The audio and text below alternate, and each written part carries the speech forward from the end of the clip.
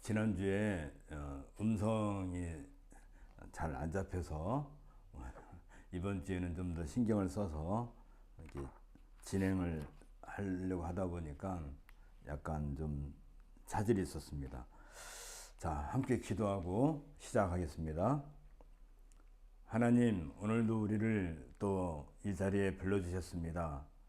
우리가 공부할 수 있다는 것이 얼마나 귀한 시간인지, 또 우리가 이러한 자리에 부름을 받고 왔다는 것이 얼마나 귀한 것인지 다시 한번 감사를 드립니다. 우리가 많이 연약하고 부족하지만 또 하나님께서는 우리를 더 크게 또 강하게 키우기 위해서 이렇게 훈련시켜 주신 것에 대해서 또한 감사를 드립니다.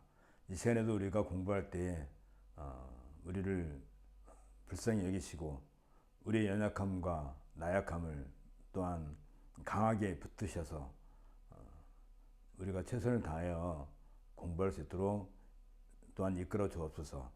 예수님 이름으로 기도합니다. 아멘. 오늘은 교재 309페이지 309쪽부터 공부하는 걸로 하겠습니다. 방송은 소리가 잘 나오는지. 네.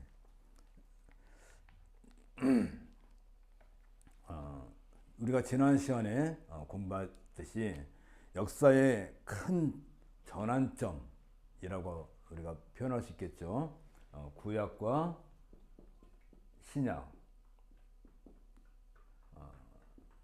이 역사의 큰 흐름 중에서 이것을 결정할 수 있는 것이 예수 그리스도의 탄생이라고 했습니다. 그러니까 구약의 모든 메시지는 예수 그리스도의 탄생에 관한 이야기를 담고 있는 것이고, 이걸 갖다가 예표적 성격이라고 하고요. 동시에 예수 그리스도는 구약의 모든 예표적 성격을 성취하신 분이다. 성취라고 하죠. 그런데 역사의 이 관점, 그러니까 이 구약의 관점에서 사람이 바라보면은 사실 예수님의 그 초림과 예수님의 재림, 초림과 예수님의 재림을 여기에서 이게 바라볼 때는 이게 동시적 사건으로 보인단 말입니다. 이해가 가시죠? 우리가 먼 산을 바라볼 때 앞에 있는 산하고 그 뒤에 있는 산하고 굉장히 거리가 멀어도 그냥 하나의 산으로 보이는 것처럼 구약에서 관점을 볼 때는 이 초림과 재림 사건을 하나의 사건을 가리켜 하나의 사건으로 보이기 때문에 이날을 여호와의 날이다 또는 종말이다, 이 종말론적인 관점에서 바라보게 되는 것이죠. 그러니까 예수님의 오심과 예수님의 재림이라고 하는 것을 이렇게 바라볼 때 앞에 있는 산보다는 뒤에 있는 아주 큰 산, 세상이 완전히 끝장나고 뭔가 새로운 세계가 열리는 그런 엄청난 사건을 이제 같이 보게 되는 거죠. 구약의 관점에서 본다면. 그러나 신약의 관점에서 이제 사람이 본다면 예수님은 이미 오셨고, 이미 already, not yet, 아직 이미 오셨고 아직 오시지 않았기 때문에 already, 이미 오셨고 not yet, 아직 오시지 않았기 때문에 이 관점, 그러니까 예수님이 오시고 아직 오시지 않지만 이제 오실 것이죠. 오실 것인데 이 관점, 이걸 갖다가 뭐라고 하냐면 말세라고 부른단 말입니다.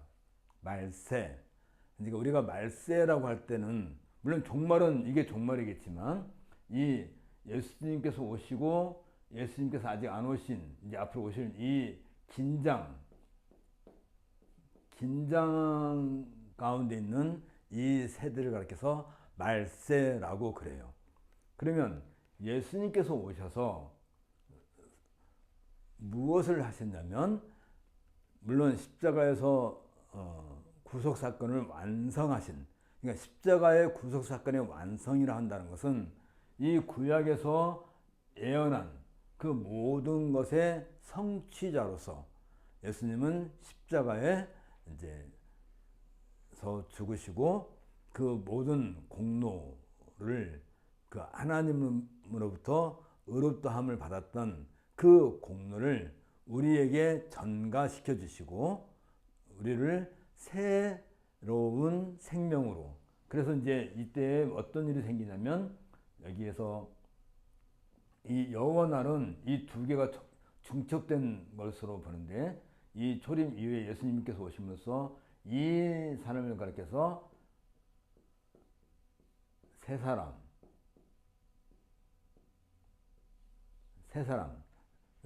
new self, 새 사람으로 이렇게 거듭나게 하시는, 이게 이제 거듭남이라는 의미가 되겠죠. 거듭남이라는 이런 내용입니다. 이렇게 하는데, 그러면 구약의 성도들은 어떻게 되느냐? 구약의 성도들도 역시 구약에서 있었던 많은 구속과 관련된 그런 사건들, 예를 들면 성전 제의라든지 이렇게 제물을 드려서 하나님께 이제 예배를 드린다든지, 또는 뭐 고엘 정신이라든지 그런 것을 통해서 그들이 할례의 백성으로서, 다시 말하면 하나님의 선택된 백성이라는 관점에서 그들이 하나님께 제사 드릴 때 늘 이와 같은 거듭남의 경험, 말하자면 거듭남의 경험을 늘 한단 말이죠. 그러니까 이 구약의 성도들이나 신약의 성도들이나 사실은 늘 새 사람을 향해 가는 것이죠. 우리가 그리스도 안에서 이제 구속을 받고 새 사람이 되었다라고 할 때, 그 새 사람이라고 하는 이 관점은 이제 이와 같은 예수 그리스도의 오심과 더불어서 이제 구속 사건을 우리가 친히 우리가 경험을 하고 완성된 그리스도의 구속의 완성을 우리가 이제 나의 것으로 이렇게 받아들이게 되는 것이죠. 이걸 갖다가 우리는 그냥 내가 이걸 하겠다는 것이 아니라, 이것은 하나님의 은혜로 주어진 선물이다. 선물이라고 한다는 것은 무엇이 전제가 되느냐면, 내가 선물을 받을 자격이 있든지 없든지 간에 하나님께 주시면 나는 그냥 받는 거지. 그렇죠? 뭐 내가 이 하나님께서 주시는 선물을 받을 때 뭐 목욕제기를 하고 받겠다. 뭐 또 뭐 여러 가지 뭐, 그러니까 우리에게 어떤 그 선물을 받을 공로, 이 공로는 우리에게는 없고, 이 공로는 누구에게 있는 거예요? 예수 그리스도께서 이루신 성취하심으로써 얻어진 그 공로를 우리에게 인정해 주시는 것이지. 그걸 전가 교리라고 하는데, 우리를 선물을 받을 수 있는 자격자로 하나님께서 인정해 주시고, 내가 그런 자격이 있다는 게 아니라 그리스도를 통해서 우리에게 그런 자격이 주어졌다는 점에서 하나님께서 선물을 주시는 것인데, 이 선물에 있어서는 우리가 그것을 받고 안 받고 할 권한이 없는 거예요. 뇌물 같은 경우는 내가 받지 않겠다라고 우리가 할 수 있긴 하겠지만, 이 하나님께서 주신 선물은 이건 하나님께서 주신 것으로서 이걸 갖다가 이제 뭘 하냐면 불가 학력적 은혜라. 그러니까 우리가 거부할 수 없는 그런 은혜로 우리에게 주어졌기 때문에 이걸 갖다 선물이라고 그렇게 표현을 하는 거예요. 그러니까 우리가 보통 세상에서 말하는 그런 선물의 개념과는 달라요. 이건 불가항력적이라는 점에서 아주 독특한 것이고, 이것을 거부할 권한이 우리에게는 없는 것이죠. 그래서 우리는 강제로 새 사람이 된 거예요. 내가 새 사람이 되고 싶어서 된 게 아니라 하나님께서 너는 새 사람이야 라고 선물을, 그 믿음을 미리 주셔서 우리를 하여금 이 선물을 받게 되는 이 과정에서 이걸 나타나는 그 반응이 바로 믿음이에요. 믿음. 이 믿음이라는 것도 사실은 주의 성령께서 우리 안에 미리 심어 주셔서 그게 싹이 나고 잎이 열리고 그 다음에 꽃이 피고 하는 그런 과정 가운데서 주어지는 그 모든 것. 그러니까 우리가 그리스도 안에 있으면 새 사람이다 라고 고린도후서 5장 17절에서 얘기한 것처럼 이건 내가 뭐 이렇게 새 사람이 되고 싶어서 되는 게 아니라 하나님께서 우리에게 주시는 은혜의 선물이고 이건 어떻게 우리가 거부할 수 있는 게 아니란 말이죠. 그런데 문제는 어디 있느냐면 내가 새 사람이 되었어요. 물론 구약도 똑같은 의미예요. 똑같은 의미인데 새 사람이 되었다 한다면 그 다음에 뭐가 문제가 되겠어요? 새 사람답게 살아가느냐가 문제가 되는 거죠. 새 사람답게 살아가려고 하는데 이게 이제 우리가 사람이라고 할 때 이 사람은 어떻게 태어나요? 당연히 어머니의 출산 과정을 통해서 우리가 태어난단 말이에요. 물론 우리가 육체적으로는 다 그런 과정을 통해서 태어나는데 이제 새 사람이 되었다. 그래서 우리가 거듭났다. 리버스. 다시 태어났다. 했으면 다시 태어난 사람이라 하면 그게 이제 갓난 아기와 같은 거예요. 그렇죠? 뭐 내가 20살에 아니면 50살에 새 사람으로 태어났다 그러면 아직도 나는 쉬운 살로 살아가는 게 아니라 그때부터 새 사람이 되는 거예요. 그때 갓난아이가 되는 거예요. 그러면 이 갓난아이는 어머니가 갓난아이를 출산하고 난 뒤에 젖을 먹여서 키우는 것처럼 그 새 사람들이 살 수 있는 요람이 필요한 거란 말이에요. 그렇죠? 그 요람을 예수 그리스도께서 주신 것이 뭐냐면 그게 교회라는 거예요. 교회. 그래서 오순절날 성령께서 오셔서 교회가 출범을 하는 거예요. 우리가 새 사람을 거듭났는데 그때부터 우리가 그러면 새 사람으로서 능력을 막 발휘하고 막 뭐라고 해야 되나요? 이게 무슨 20살에 거듭났으면 와 내가 왕성한 이 혈기를 가지고 하나님을 위해서 열심히 살아보겠다. 난 새 사람이야. 그렇게 할 능력과 재주가 우리에게는 없어요. 그러니까 어떻게 해야 돼요? 어린 아이를 강보에 쌓아서 어머니가 키우듯이 이 거듭남이라고 하는 이 과정에서 그래서 교회는 이것을 확인하기 위해서 뭘 한다고 그랬어요? 세례를 준다고 그랬잖아요. 그 세례를 주었다는 것은 이때부터 이 사람은 새 생명으로서 이제 어린아이와 같이 강보에 쌓여가지고 교회의 보살핌을 받아야 된다는 그런 이제 어린아이가 되는 거예요. 내가 세례받고 어린아이가 됐다면 되게 이상하겠지만 그러나 이제 우리가 이런 내용들을 살펴본다면 그래서 이 새 사람이 된 우리는 이 세상에서 그냥 살아간다는 것은 말이 안 되는 것이죠. 그건 마치 갓난아이를 낳아가지고 그냥 내버리는 거랑 똑같아요. 짐승들도 새끼를 낳으면 그냥 내방쳐놓고 새끼가 뭐 자라게 놔두지 않잖아요. 들짐승들이 많은 그 광야에서. 마찬가지로 사람이 태어났으면 요즘은 하도 시설이 좋아져가지고 하는데 어쨌든 강보에 싸서 어머니가 품에 안아서 이 아이가 장성할 때까지 어느 정도 장성할 때까지 키우는 거잖아요. 보통 사람을 그렇게 키우는 것은 보통 한 16살, 18살까지는 부모들이 그 자녀를 키워서 이제 성년이 되는 그래서 이제 우리나라 또 이제 성년의 날이라는 게 있잖아요. 그 마찬가지로 어느 정도 성년이 될 때까지 교회가 그들을 키워야 돼요. 그렇다면 이 교회는 뭐냐? 새 사람들을 출산하고 또 키워내는 그런 가정과 같은 그런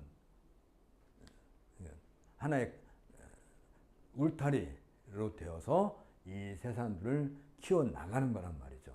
이런 점에 있어서 우리가 관점을 새롭게 해야 될 게 뭐냐면, 그러면 도대체 이 교회를 우리는 어떻게 이해해야 될 것인가?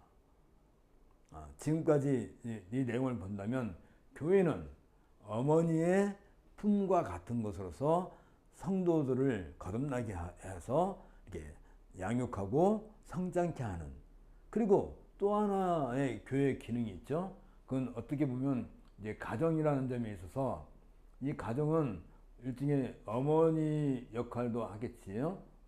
어머니 역할도 하겠지만 또 다른 의미에서는 학교의 역할도 한단 말이야. 학교라는 것은 우리가 학교를 보내서 아이들 가르치는 것은 뭐 이제 상당히 얼마 안 됐어요. 사실 학교가 생겼다는 것이. 그 전에는 가정에서 자녀를 양육하고 그 다음에 가르치고 돈이 좀 여유가 있으면 가정교사를 붙이고 해서 이렇게 학습을 통해서 이제 성년이 되어서 자기의 능력을 발휘할 수 있게끔 그렇게 만들어 가는 거잖아요. 그러니까 이런 역할을 하는 거예요.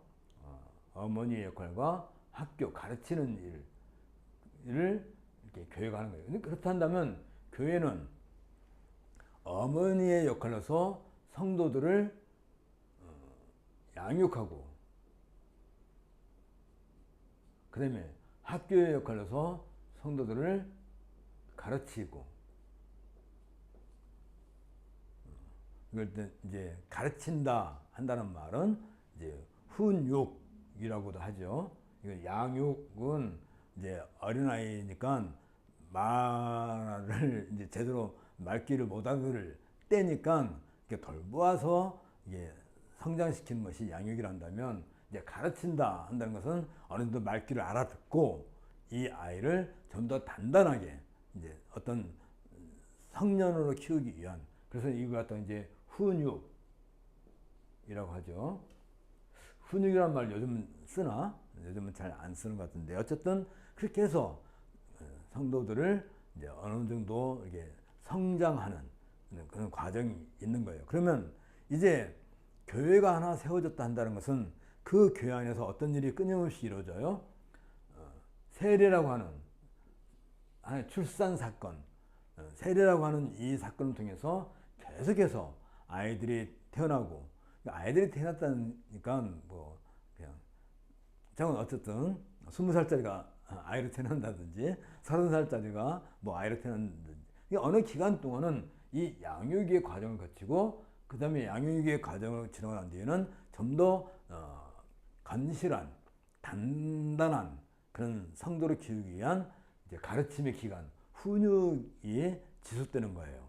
그렇게 해서 이제 어느 정도 이 사람이 상당한 수준에 이르게 되면 이 양육과 훈육의 과정을 거쳐서 이제 지나가게 되면 이들에게 주어진 이제 임무가 주어지게 되는 거죠. 임무가 주어지는 걸 갖다 우리는 이거 갖다가 직분이라고 한단 말이죠. 직분. 그래서 어떤 사람은 목사로, 어떤 사람은 장로로, 어떤 사람은 집사로 이렇게 직분을 줘서 이 직분자들이 계속해서 이 일을 또 하는 거예요. 세례를 주고 또 양육을 하고 또 훈육을 해서 다음 세대로 점차점차 이렇게 흘러오게 해서 드디어 우리에게까지 그렇게 오게 된 것이고, 우리도 이런 과정을 통해서 세례를 받고 그 다음에 교회에 양육을 받고 그 다음에 훈육을 받고, 그리고 우리도 이제 어느 만큼 이제 성장이 되었기 때문에 직분을 이제 받아서 어떤 사람은 목사가 되고 어떤 사람은 또 장로가 되고 또 어떤 사람은 집사가 되고, 그러면 아직 그런 직분을 받지 않은 사람들은 언젠가는 또 그 직분을 행할 거란 말이죠.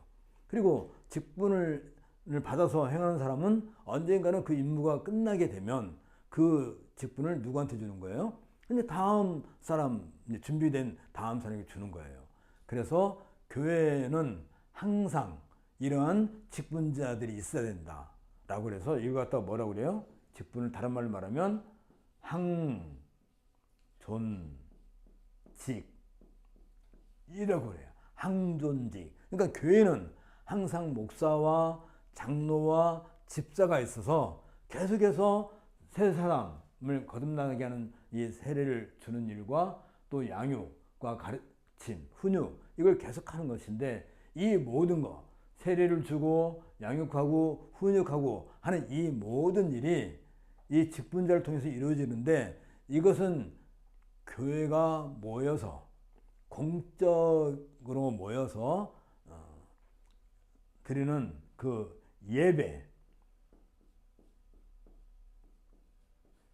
예배의 자리에서 이루어지는 거예요. 그러니까 예배의 자리가 아닌 그냥 목사 한 사람하고 성도 한 사람하고 개인 만나서 어떻게 뭘 그런 게 아니고, 그래서 이 예배라고 하는, 그러니까 이 직분자들을 통해서 예배가 진행이 되고, 그러는 가운데서 무엇이 이루어져요? 세례, 거듭남과 양육과 훈육이 동시적으로 이렇게 이루어져 나가는 것이 바로 교회란 말이죠. 교회.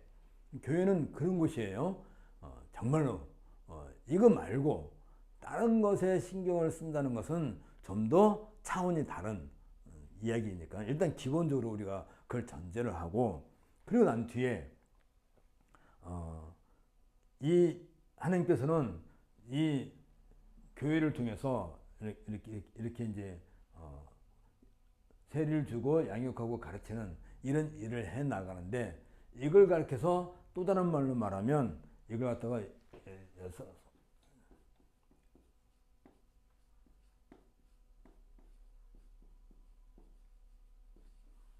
은혜의 방도, 또 은혜의 방법, 은혜의 방편, 뭐 다 같은 말인데 그렇게 해서 하는 거예요. 그래서 이 예배라고 하는 걸 통해 가지고 말씀을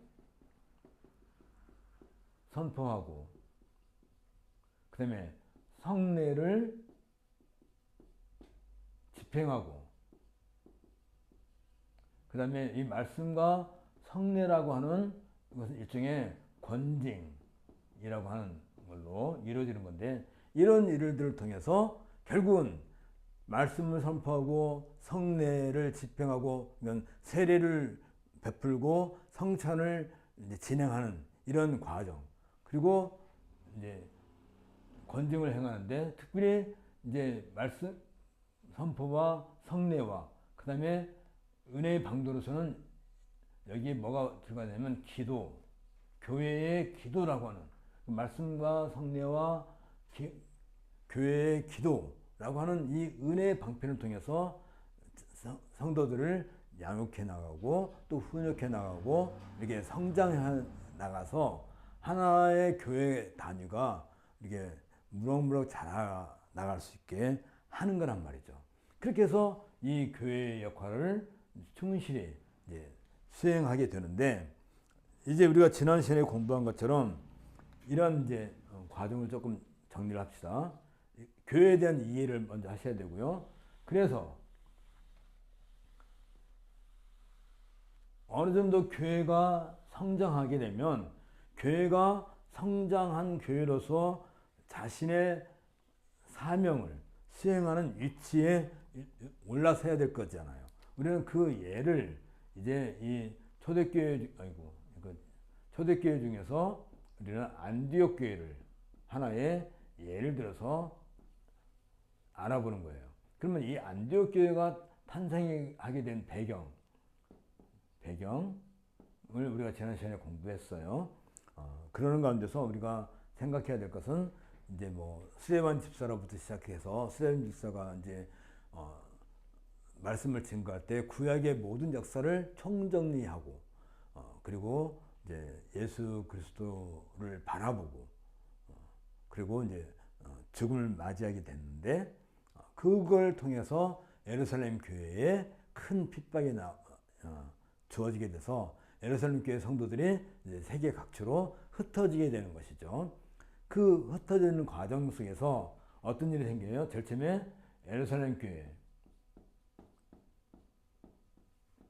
교회가 흩어지게 되고, 그리고 갈릴리 교회, 갈릴리에 복음이 전해지게 되고, 그 다음에 사마리아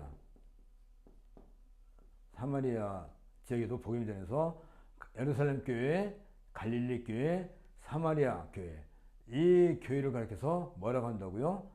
이건 각각의 다른 교회가 아니라 더 처치,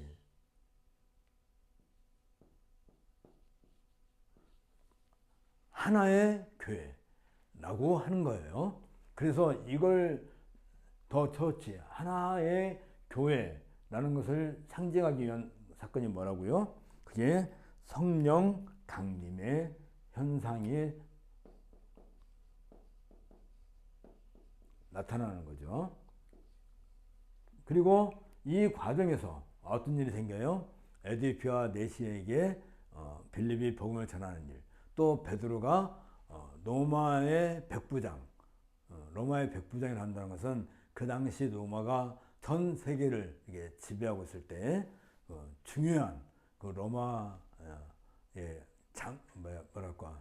귀족, 그 사람도 세례를 받는 그런 일이 이루어지는 거죠. 그런 일들이 이루어지면서 이 모든 것이 돼서, 그러면서 교회가 장성해 나가는, 성장해 나가는 그런 것을 보여줬고, 그러한 일들이 이루어질 때 여기에서 우리가 한 가지 짚고 넘어갈 게 뭐냐면, 예루살렘 교회는 순전히 유대인 중심의 교회였단 말이죠. 유대인 중심의 교회였기 때문에 이게 보편적인 것이 아니란 말이죠. 유대적인 중심. 그 다음에 갈릴리와 사마리아는 점점 이쪽으로 가면서 예루살렘, 또 뭐 유대도 뭐 같은 내용이겠지. 유대, 뭐 갈릴리, 사마리아 하면서 어떻게 돼요? 유대인들 중심에서 점점 그 당시로는 헬라인이겠지. 헬라인 중심으로 이렇게 점점 그러니까 유대인 중심의 교회가 이제 점점 이방인 중심으로 이렇게 흘러가는 거죠. 그런 과정이 주어지는데, 그 마침내 이 헬라인들이 안디옥, 여기는 시리아 안디옥인데 예루살렘 저 위에 북쪽에 있는 거예요. 그 안디옥에 이 복음이 전해져서 이 안디옥 교회가 드디어 설립이 돼요. 그렇다면 이제 중요한 게 있어요. 예루살렘 교회는 철저하게 유대인들 중심, 다시 말하면 할례를 받은 사람들의 중심으로 교회를 이루었다면, 이 안디옥 교회는 할례를 받지 않은 사람들의 주축이 돼서 교회가 이루어져 가고 있다는 거예요. 그때 어떤 일이 생기냐면, 역사 속에서 여기 308페이지에 있는 것처럼 가리굴라라고 하는 그 로마 황제가 예루살렘 성전에다가 자기의 신상을 세우겠다 하는 이 일로 인해서, 그러니까 예루살렘 교회가 아니라 당시 유대인들, 그러니까 이 유대인들은 이제 물론 예루살렘 교회도 유대인이겠지만 이 유대인들이 교회를 핍박을 해야 되는데, 이 가리굴라 때문에 지금 성전을 지켜내야 되잖아요. 거기에 신상을 못 세우게 해야 되니까 여기에 온통 신경을 쓰느라고 교회가 이렇게 뭐 예루살렘과 유대와 갈릴리와 사마리아와 땅끝까지 이르러 이게 뭐 복음을 막 들불처럼 막 번져나가는 일에 유대인들이 전혀 신경 쓸 여유가 없었어요. 그것도 참 기이한 일이지. 딱 이때쯤에. 그래서 이렇게 교회들이 막 확장해 나갈 수 있었어요.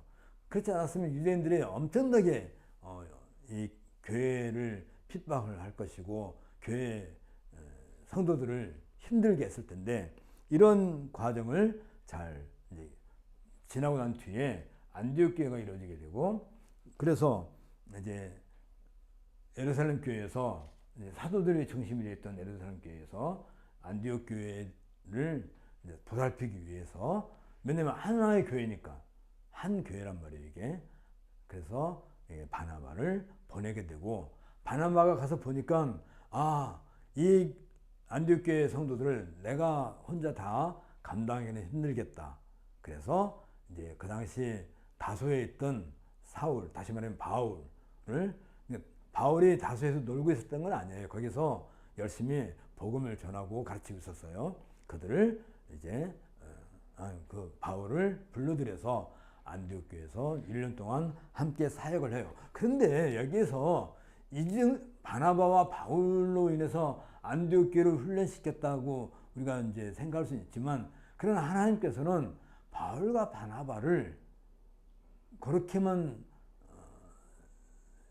일들을 시키지 않고 다른 목적을 위해서 안디옥 교회를 성장시키고 다시 한번 양육하고 훈육하는 그 일에, 그 당시에 하나님께서는 많은 일꾼을 안디옥 교회에 보내셨어요. 우리가 그 내용을 이제 309페이지부터 한번 보겠습니다.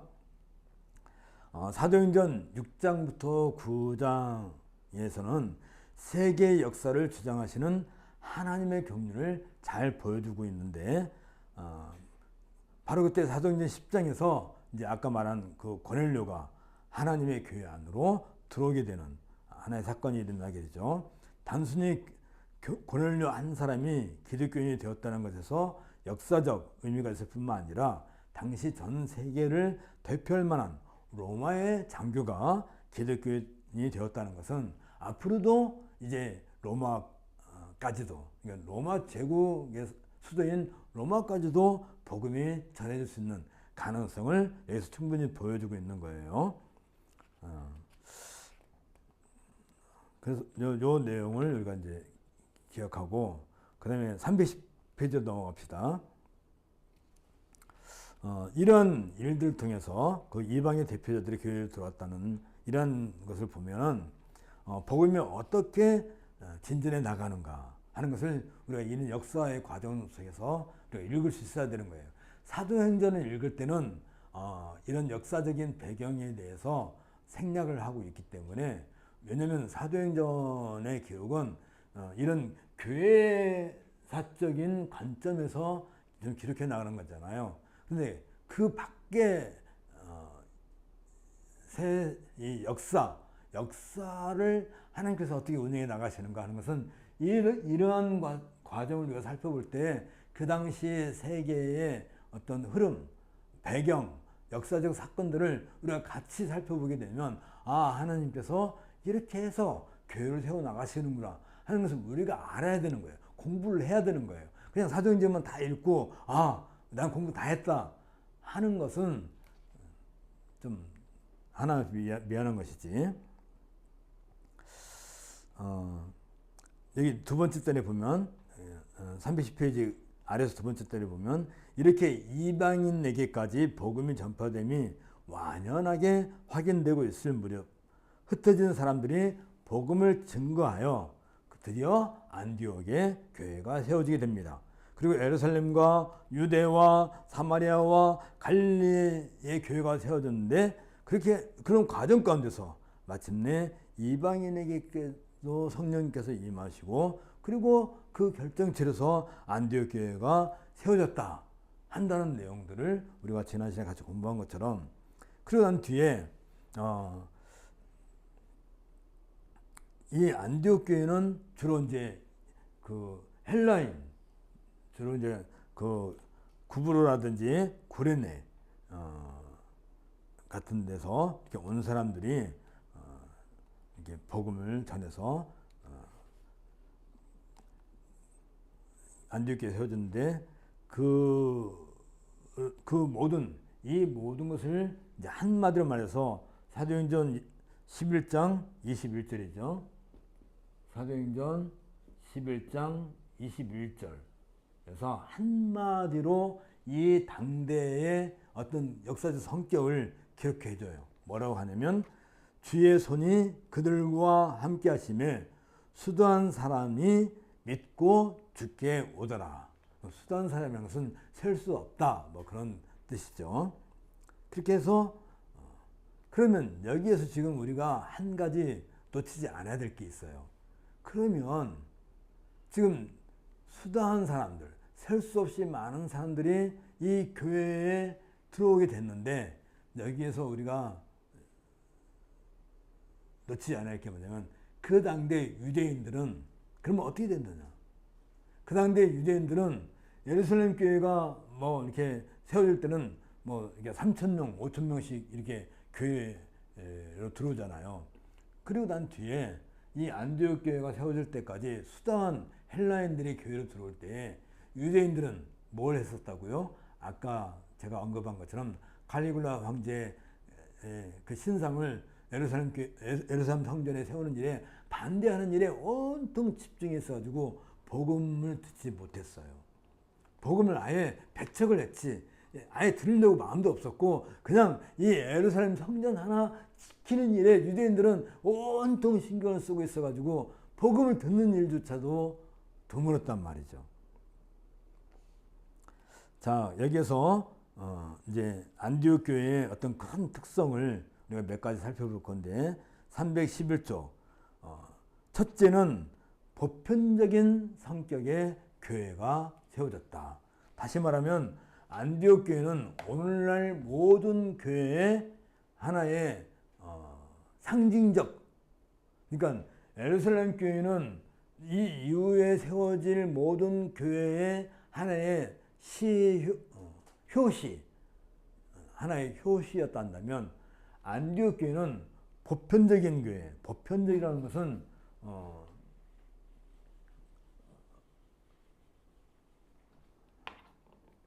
안디옥 교회는 보편적 교회의 하나의 효시로서 보편적 교회가 역사 속에서 시작되는 그런 것을 보여주는 그런 교회였다. 이게 아주 중요한 사건이에요. 이 말은 무슨 말이냐면 예루살렘 교회는 유대와 갈릴리와 사마리아 그리고 안디옥 교회까지 이렇게 탄생하게 되는 그런 중요한 역할을 했어요. 그래서 예루살렘 교회를 가리켜서 또 다른 말로 말하면 모든 교회의 어머니다 라고 그렇게 우리가 설명할 수 있어요. 그런데 문제는 뭐냐면 예루살렘 교회는 그 역할이 이 안디옥 교회가 탄생하기까지의 어떤 정신적인 신학적인 그런 중요한 역할을 하는 것이지요. 그렇지만 더 이상 확장해 나가기에는 이 예루살렘 교회는 아까 뭐라고 그랬어요? 할례 받은 사람들이 주로 교회의 성도들이었기 때문에 이 할례 받은 사람들의 그 특성이 뭐냐면 할례 받지 않은 사람들에 대해서 상당히 배타적인 그런 성격을 가지고 있어요. 그러니까 좀 아쉬움이 있죠. 그냥 안디옥 교회는 할례 받지 않은 사람들이 주축이 되다 보니까 할례 받지 않은 이방인들과 아무런 거리낌이 없단 말이죠. 만나는 데 있어서 제약이 없단 말이죠. 그래서 이제 이 안디옥 교회가 하나의 보편적인 교회, 오늘날 우리가 말하는 일반적인 그런 교회의 모습을 가진 첫 번째 그런 교회로서 어떤 특성을 가지고 있다. 그 다음에 두 번째, 312쪽에 있는 것처럼 이 안디옥 교회가 성장하고 무엇인가 이게 전 세계적으로 확장해 나가기 위해서 먼저 중요한 게 있어요. 그게 뭐예요? 안디옥 교회를 잘 양육하고 훈육하는 그 일꾼들이 필요한 거예요. 직분자들이 필요했던 거예요. 그래서 거기에 바나바와 이제 바울이 가게 되는데, 그래서 이 바나바도 헬라 출신이죠. 헬라파 출신이고 사울, 그러니까 바울도 역시 다소에서 태어났기 때문에 바나바는 구브로 출신이고 바울은 이제 다소 출신이고, 그러니까 예루살렘 출신이 아니에요. 이런 사람들 중심으로 해서 교회가 이제 훈련을 받게 되었다. 세 번째 특성은 뭐예요? 313쪽에 있는 것처럼 안디옥 교회는 단순히 교육받은 것으로 끝나지 않고 그리스도적인 성품을 명확하게 드러내는, 교회의 고유한 특성을 확고하게 드러내는 사람들이에요. 그래서 사도행전 11장 26절에서 어떤 내용이 나오냐면 최초로 크리스찬,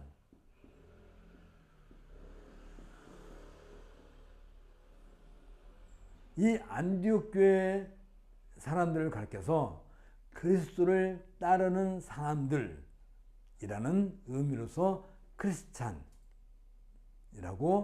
이제 그 부름을 받게 돼요. 그러니까 안디옥 교회가 모여서 얼마나 잘 훈련을 받았는지, 아직 교회 다니지 않은 사람들은 그리스도의 도를 따르는 사람들이다 해가지고 크리스찬이라고 이름을 붙여주게 돼요.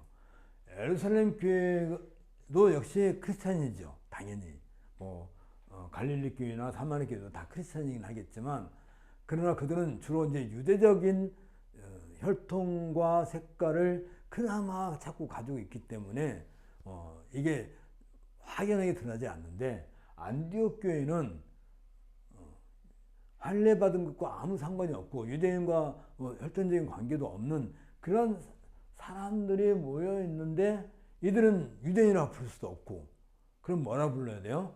그냥 그리스도를 따르는 사람들, 그리스도의 도를 따르는 그런 사람들이라는 의미로서 크리스찬이라고 이름을 부르게 돼요. 우리말로 이제 번역을 하다 보면 이게 그리스도를 한자어로 이게 번역하다 보니까 기독이라고 이제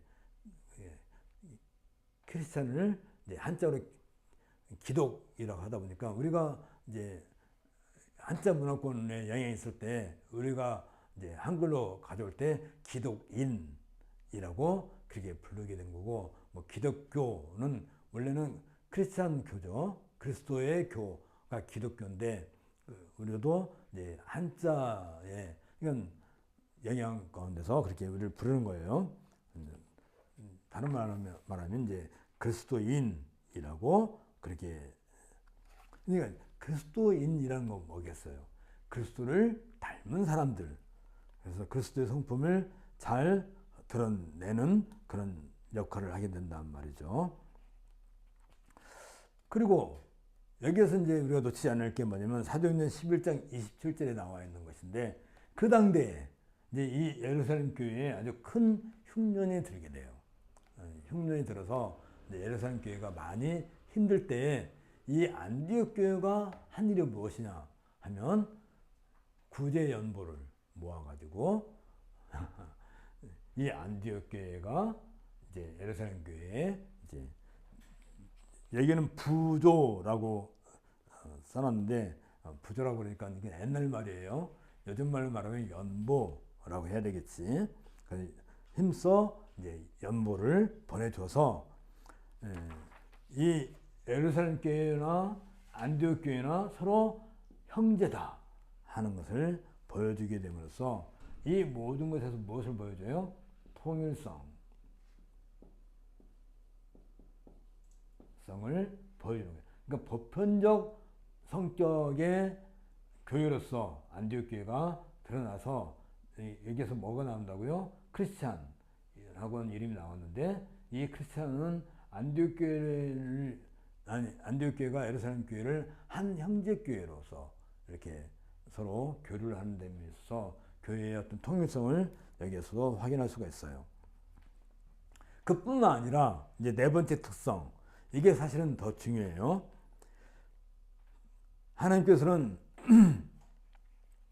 안디옥 교회가 역사상의 위치에서 다른 교회와의 관계를 확인하고 안디옥 교회의 고유한 특성을 발휘하는 데 있어서 역할을 하게끔 하기 위해서 여기에 많은 일꾼들을 보내주셨어요.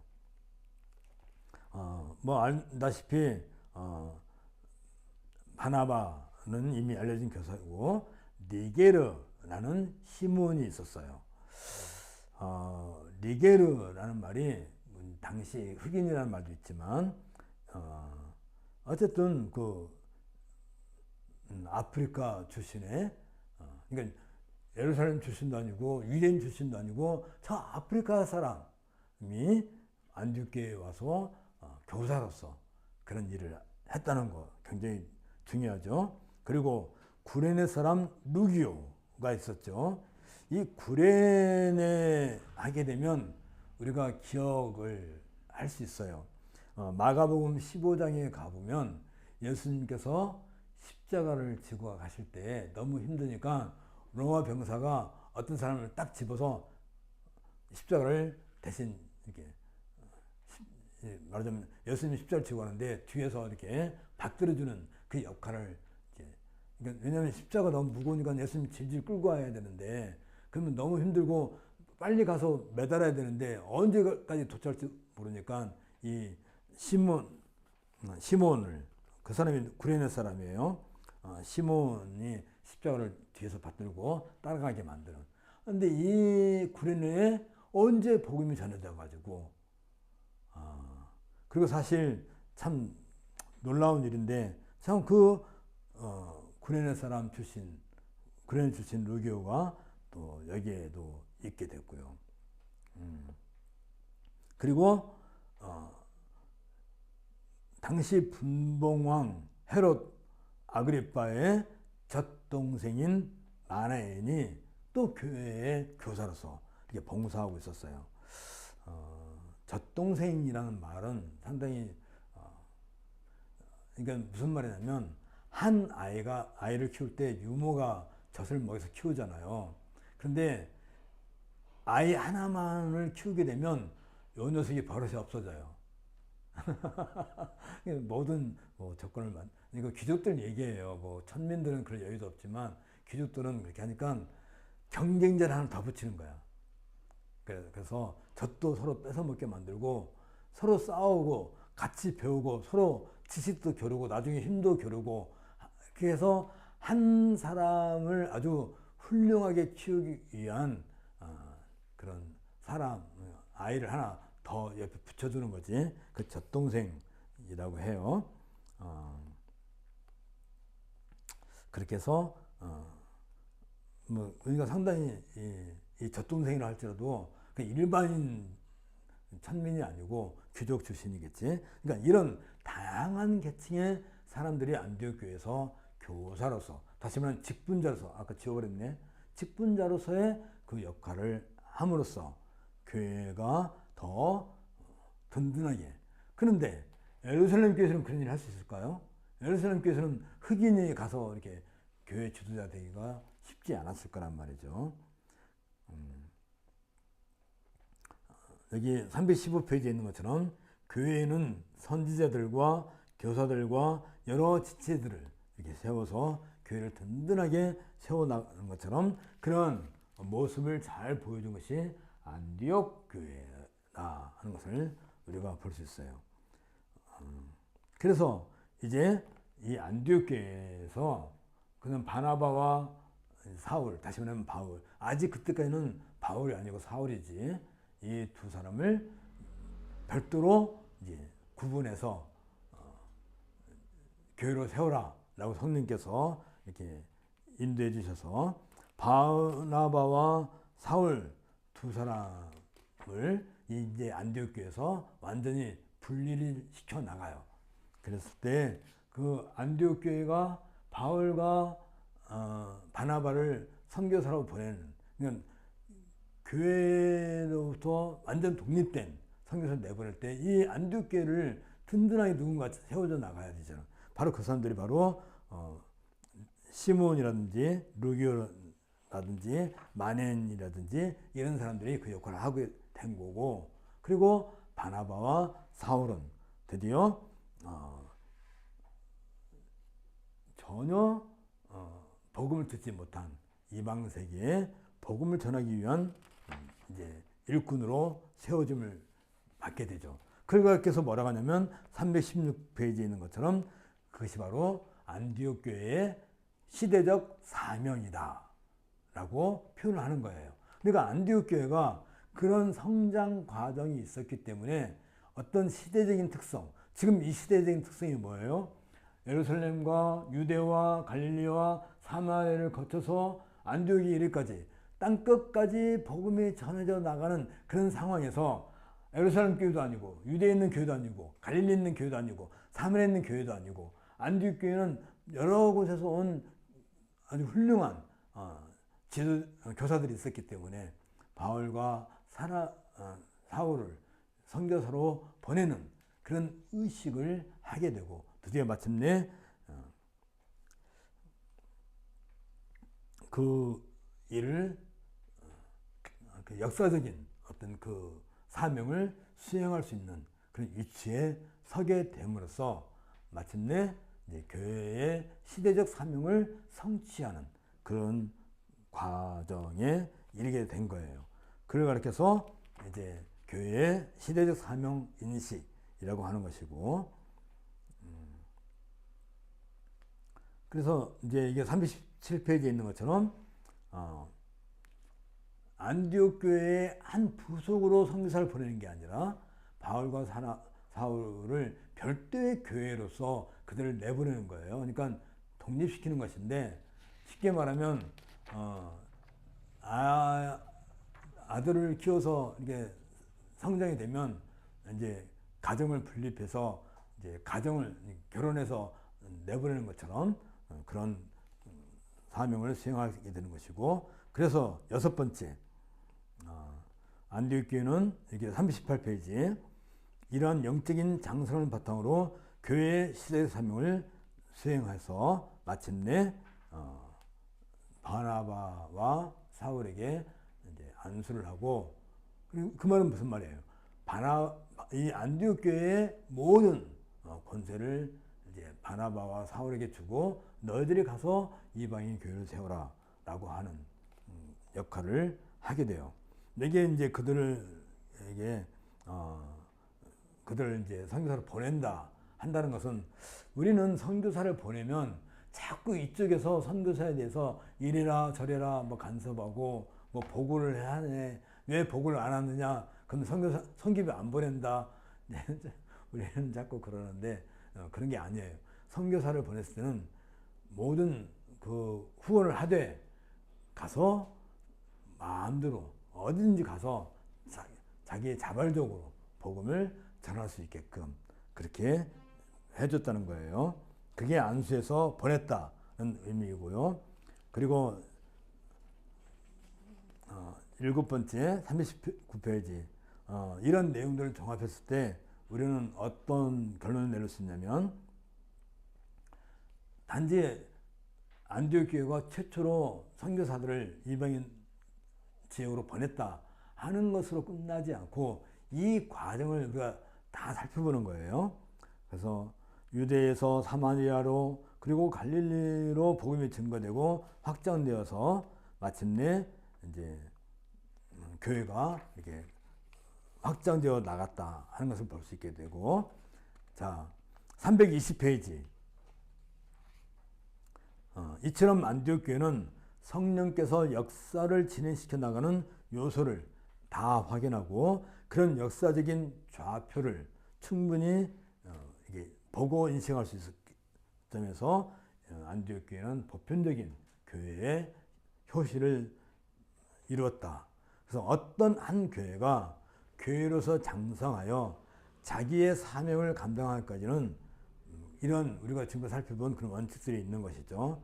먼저 안디옥 교회는 시대적인 부름 그리고 역사의 종국적인 현상. 지금 이 말은 상당히 그러니까 이 바나바와 사울을 보낼 그 당시에 있어서 그 시점에서 그들은 역사의 가장 끄트머리에 서 있는 거죠. 지금까지 흘러온 모든 역사의 가장 끄트머리, 말하자면 전국적인 상황, 아까 말한 것처럼 이 말세의 어떤 특성을 충분히 그들은 확인하고 있었고, 몇몇 사람들이 어떻게 하다가 우연히 교회가 세워진 것이 아니라 교회로서 세워질 만한 충분한 모든 여건들을 그들은 다 가지고 있었고, 그걸 가르쳐서 이제 만수라 한다는 것은 어떤 한 배가 출항을 하려고 하면 선장만 있어서는 안 되죠. 갑판장만 있어서도 안 되고 기관사만 있어서도 안 되고 이제 모든 그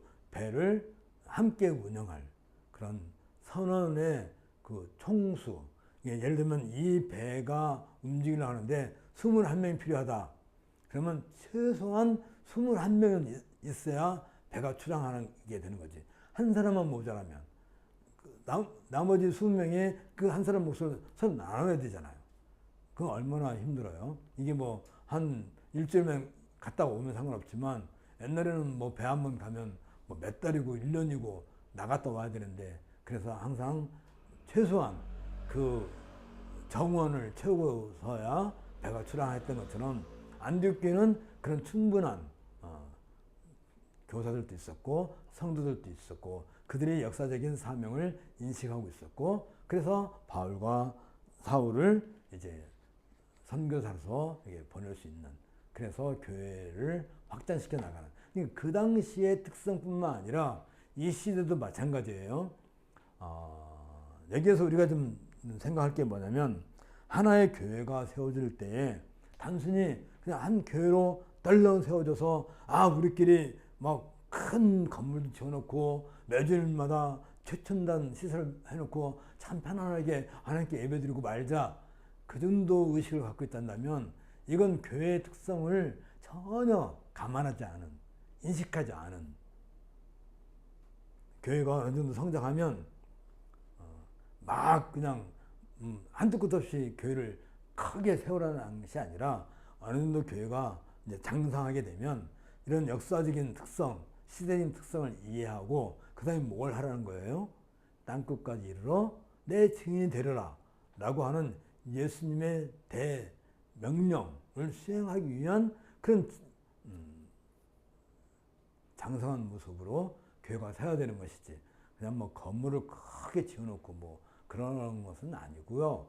어느 정도 교회에 그런 사명의식을 가져서, 그래서 전에 뭐 한 40-50년 전만 하더라도 교회 이름 보면 뭐 순천 제1교회, 순천 제2교회, 순천 제3교회, 그렇게 하려고 제1교회를 만든 거거든요. 순천에서 제일 잘났다 그래서 자랑하라고 제1교회가 아니고 제2, 제3, 제4, 제5, 그래서 부산에 가면 영도 제9교회가 있어요.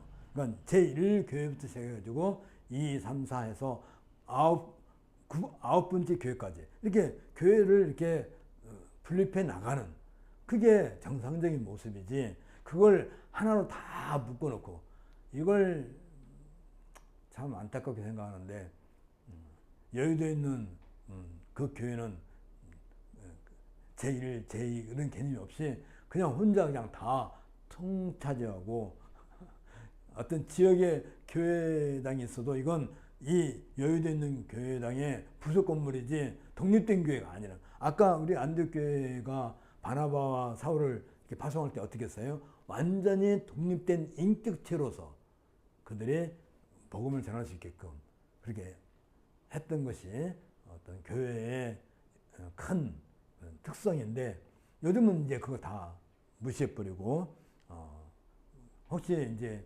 뭐 어느 교회를 분립해줬다 할지라도 너희들은 내 말 들어야 돼 해가지고 이 당회장의 권한이 이제 그 교회까지 영향을 미치고, 그 교회 다니는 사람도 여기 있는 당회장을 자신들의 담임 목사로 생각하는 이런 일이 없어야 되는 거예요. 그냥 분립했으면 거기에 별도로 담임 목사를 청빙해서 세우고 독립된 인격체로서, 물론 형제교회이지, 형제교회이긴 하지만 그런 독립된 교회로 서 나가는 것이 그게 성경적인 것이에요. 자, 이러한 내용을 우리가 이제 배경을 해서 이제 다음 시간에 교회의 진로, 우리가 교회의 행로, 또 교회의 행로라고 한다는 것은 늘 역사적인 성격을 갖고 있는 거예요. 진로라고 하는 것은 짧은 말, 짧은 기간을 얘기할 수 있긴 하겠지만 최소한 교회가 가는 길은 전 역사적인 거예요. 언제부터? 아담 시대부터 지금까지 흘러온 모든 그런 역사적인 성격을 제시하지 않으면 그것이 없이 그냥 우리 교회가 독단적으로 여기에 딱 떨어질 수가 없단 말이에요. 그런 흐름 가운데 이 교회가 있는 거고, 이 교회는 또 다음 세대의 흐름이 있을 때까지 징검다리의 역할을 해주는 그런 위치에 있는 것이기 때문에 앞도 없고 뒤도 없고 혼자 달랑 떨어져서 우리 교회가 제일이야, 우리 교회만이 제일이야, 그런 건 없는 거죠. 이제 그런 점에 대해서 또 다음 시간에 생각해 보도록 하겠습니다. 함께 기도하고 마치겠습니다. 하나님, 오늘도 우리들에게 귀한 말씀 가운데서 교회의 커다란 특성을 또한 살펴보게 해주셨습니다. 안디옥 교회가 이런 역사적인 사명의식을 깨닫고 바울과 사울을 독립된 어떤 인격체로서 이렇게 파송을 한 것처럼 교회는 그러한 과정을 통해서 온 세계에 복음이 전해졌고, 그리고 지난 2000년의 역사 가운데서 마침내 지금 우리에게까지도 이 복음이 전해지게 된 것을 감사드립니다. 우리도 이 복음을 듣고 또 우리 교회도 장성해서 이제 또 다음 세대에 복음을 전하는 그런 교회의 역할을 잘 감당할 수 있도록 은혜를 더하여 주옵소서. 예수님 이름으로 기도합니다. 아멘. 수고하셨습니다. 다음 시간에 또 공부하겠습니다.